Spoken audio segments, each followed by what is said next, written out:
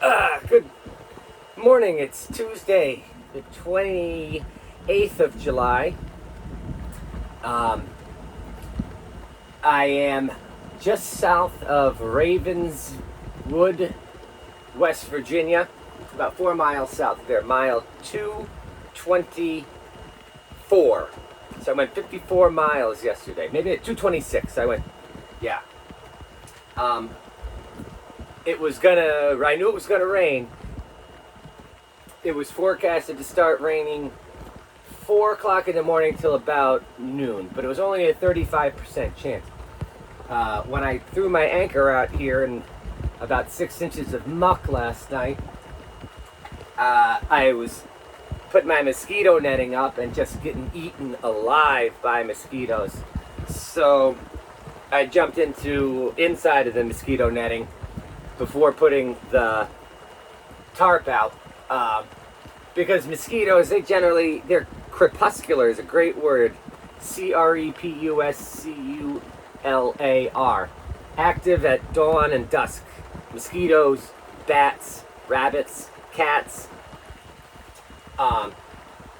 So I knew that they would die down.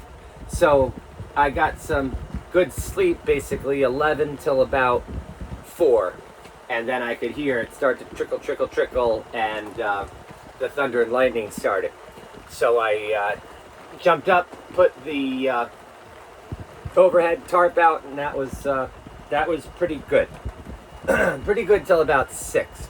At 6, I started to feel wet while laying inside of my tarp, and I said, if I'm wet in a place where I'm supposed to be dry, then something's leaking where it shouldn't be leaking. So, sure enough, I got up, and I'll put some pictures up. But the problem is, this tarp is too big and it pools, and depending on where it pools, it might run in, come in from the side here, and then bounce in or whatever.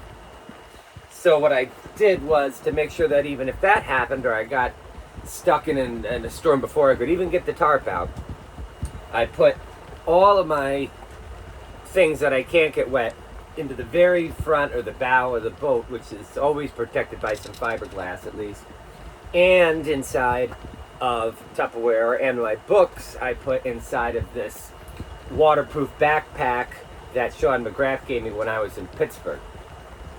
So in terms of my possessions, I'm pretty good in terms of things that can't get wet don't get wet, things that can get wet, they get wet, but then it's supposed to be pretty nice in the afternoon today. All of that makes me think of the benefits of having a plan, and you've got to plan even for contingencies that have a minority chance of likelihood, 35% of rain. Because the problem is, when something bad happens, it lasts for a long time. So you got a small chance of it happening. You still got to protect against it. I was insurance analyst and even a speechwriter at the Department of Insurance for a while. And, I remember one guy, he called and he was mad because he had life insurance that he paid into all these years, but then he didn't die, so his wife didn't get the money. So he wanted some program so that when he did die, because at this point he's like 94 and he can't renew his policy anymore, that the government would keep paying his premiums or something and then get reimbursed out of his death benefit. I said, man, that's not how insurance works. Think about it. You pay money all the time in case your house burns down. You don't go around thinking, oh darn, I wasted that money because my house never burned down.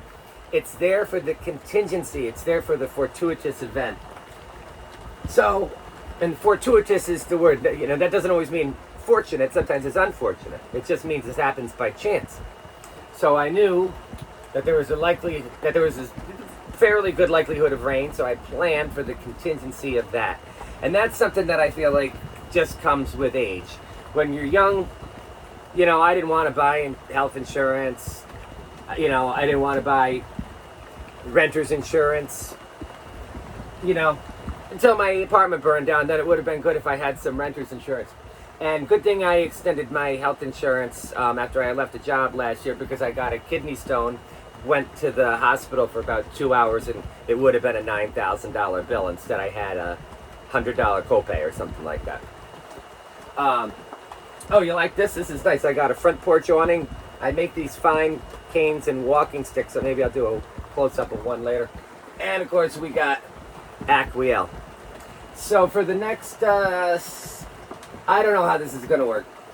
It's supposed to be rain on and off for 6 hours. Increasing likelihood around 10, 11, so I'll definitely wait to go anywhere before then. And then if it seems like it's clearing up, I'll go, because I can't go with all these tarps and stuff out, both because I can't see and because it picks up the wind and blows like a sail. So far, it seems like it rains on Tuesdays on the Ohio River. But if I have 1 day of hard rain per week and 6 days of fairly nice days, that's good.